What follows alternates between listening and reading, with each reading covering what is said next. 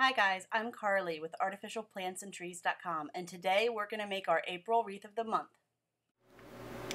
For this project today, we're going to need a green styrofoam wreath and an assortment of different mosses and lichens.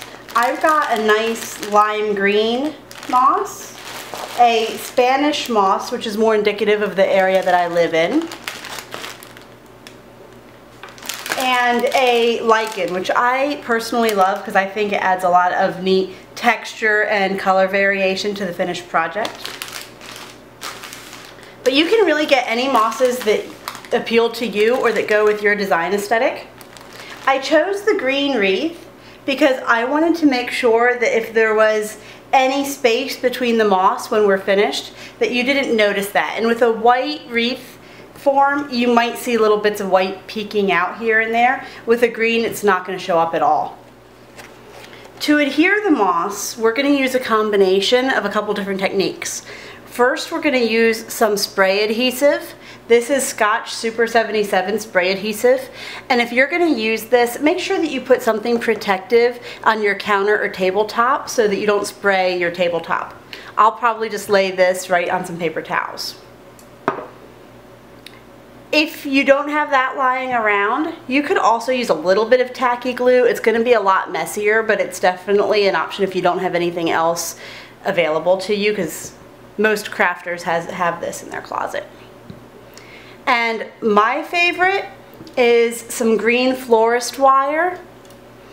I like this because you can just cut a small section of it with your wire snips, and then bend it over your finger, and you have some easy homemade pins, florist pins here, florist pins to put your moss into your wreath. And it's already smelling really earthy in here. It's great. And I'm just going to take a quick second and put some paper towels under my wreath just to protect my countertops. It will also make cleanup a whole lot easier, because this moss will kind of fall apart as you're working with it, just a little bit, so you will have a little bit of cleanup to do when this is all said and done.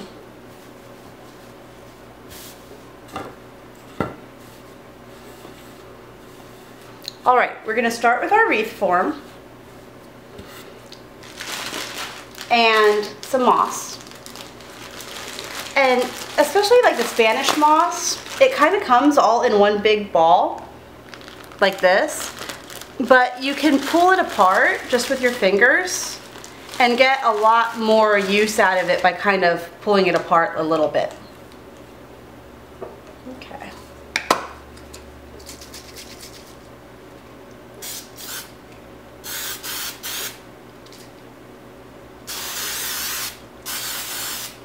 Spray my wreath just where I'm working on it a little bit, and place down some moss, and then I'm just going to use my little floral pins, and every here and there just stick one right into the styrofoam wreath.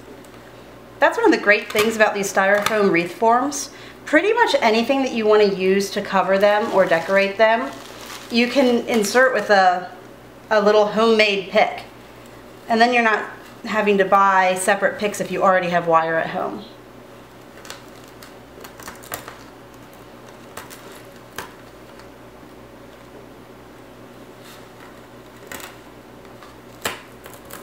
I'm going to do a whole layer of Spanish moss to start,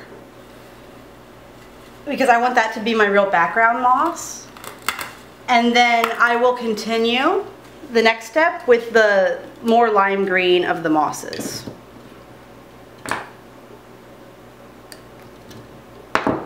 Just keep working with your moss, spread it out, bunch it back together, and then when you have good coverage, just stick a pin in.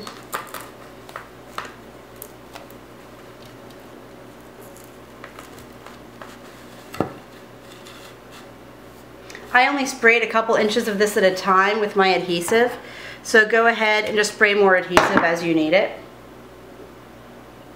And don't worry now if you don't have complete coverage over the entire thing, because when we layer on our other mosses, we're going to get even more coverage than we have now. You do, however, want to make sure that you're working up the sides of your wreath so that you're covering the entire wreath form. Alright, I've now covered my entire wreath form in the Spanish moss. I have pretty good coverage, but I'm not too concerned about it because we're going to add a couple more layers. Now, if you like the look of the Spanish moss by itself, you can go ahead and add your ribbon and any other little details that you want at this point.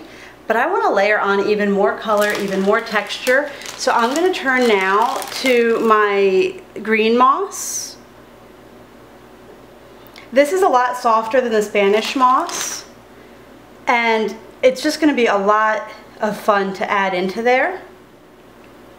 I'm going to leave some spots without this moss and include it in other spots, and just keep layering my way around the original layer with this green until I'm happy with the results.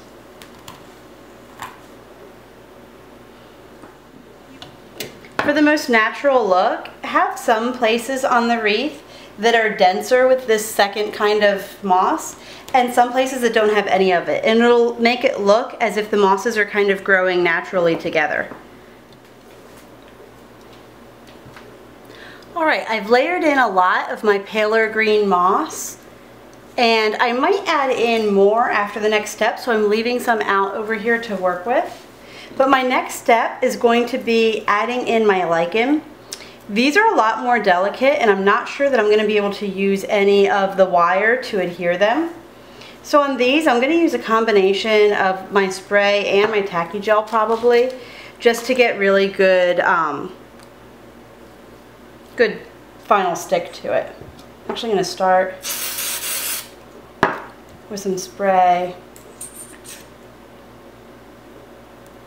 Go into some tacky glue, I'm sorry, and just hold it down for a second.